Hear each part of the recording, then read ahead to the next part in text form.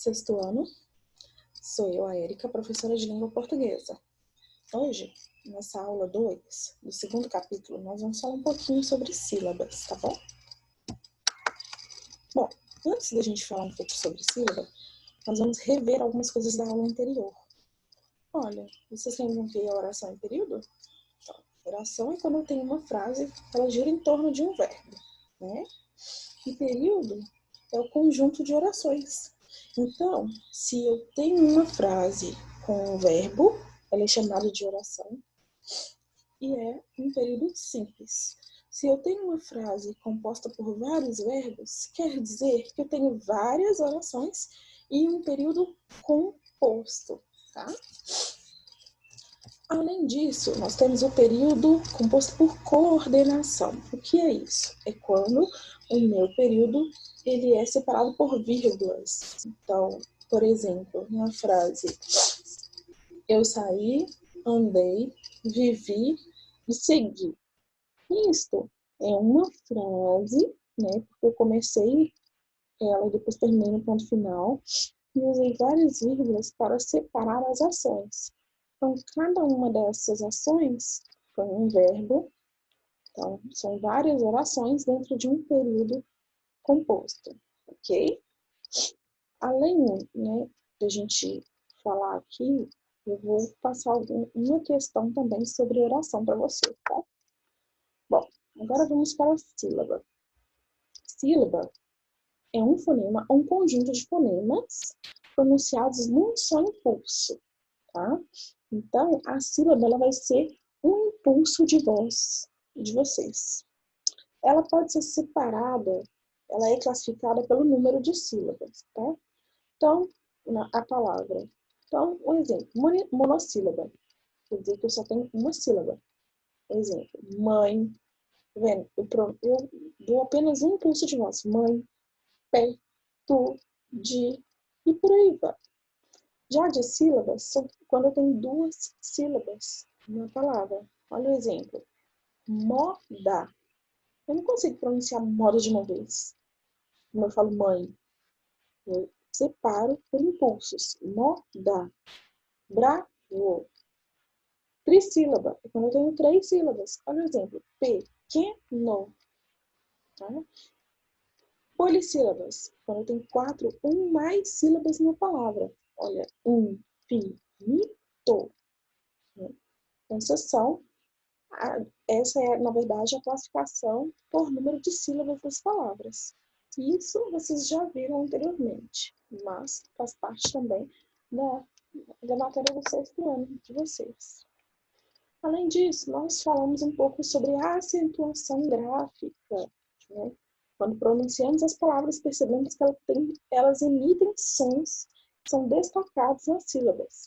Em algumas situações, esses sons destacados são marcados por um acento gráfico. Então, nós temos sílaba tônica, tá? E o que é essa sílaba tônica? É a sílaba que é pronunciada com maior intensidade, tá? E nós também temos as sílabas átonas, que são as sílabas pronunciadas com menos intensidade, tá? E um método fácil e prático e fácil para acentuarmos as palavras na língua portuguesa é seguir alguns passos. Então, quando vocês vão acentuar uma palavra, é importante seguir alguns passos. Aqui nós temos a palavra liquidificador, tá? Então, pela palavra liquidificador, o primeiro passo, nós vamos separar a palavra em sílabas. Então, liquidificador. Ok. Depois, circule a sílaba tônica, ou seja, a sílaba mais forte. Vale lembrar, em nossa língua, a sílaba tônica está localizada em uma das 3 últimas sílabas da palavra, tá? Caso a palavra tenha mais sílabas, as demais não terão valor na acentuação. Ou seja, eu tenho aqui a palavra liquidificador, né? Última, penúltima, antepenúltima. Ou seja, até o fim que nós poderíamos acentuar. Do de para cá, não há como separar as sílabas, ok? Não há como classificar as sílabas como tônica, ok? Então, para ser uma sílaba tônica, tem que ser uma das 3 últimas sílabas da palavra.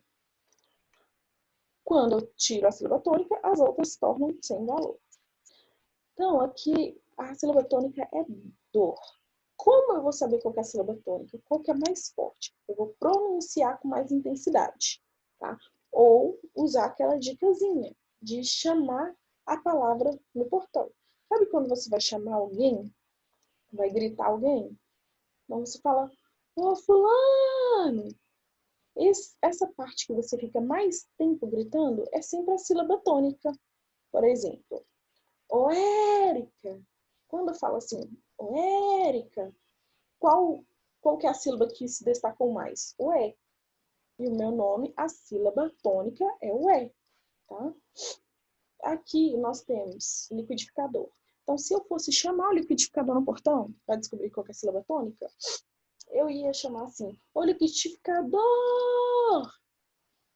Ô liquidificador! Tá vendo?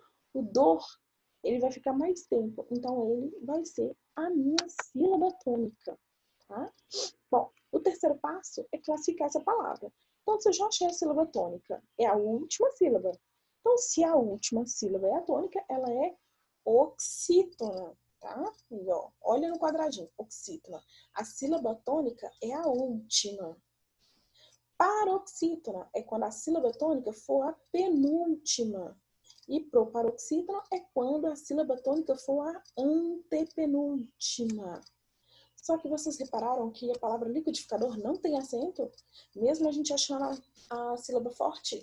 Isso mesmo, porque nós temos a regra de acentuação. Vamos lá. Então, a gente tem que aplicar a regra na palavra. Primeiro, a regra dos monossílabos. Então, só serão acentuados os monossílabos tônicos terminados em A, E ou OS. Né?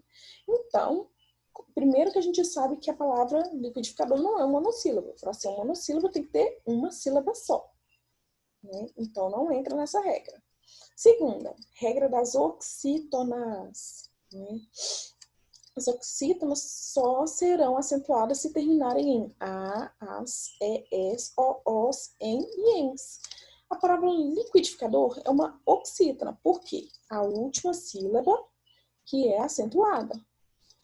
A última sílaba que é a tônica, que é a forte. Agora vamos aplicar a regra. É uma oxítona. Ela é terminada em A, E ou O, em ou ens? Não. Então, se ela não é terminada em A, E, O, em ens, ela não vai ser acentuada. Pronto. É assim que a gente faz. Se eu pegasse uma outra palavra, né, por exemplo, café. Se eu chamo café, como que vai ser? O café! Então, a última sílaba é a mais forte. Café termina com A, E, O, em, ens? Termina com E. Então, a palavra café vai ser acentuada, ok? Olha aqui as palavras, o exemplo das palavras. Olha, terminada em A, sofá. Café, terminada em E, terminada em O, cipó, terminada em em, também, terminada em ens, parabéns. Tá?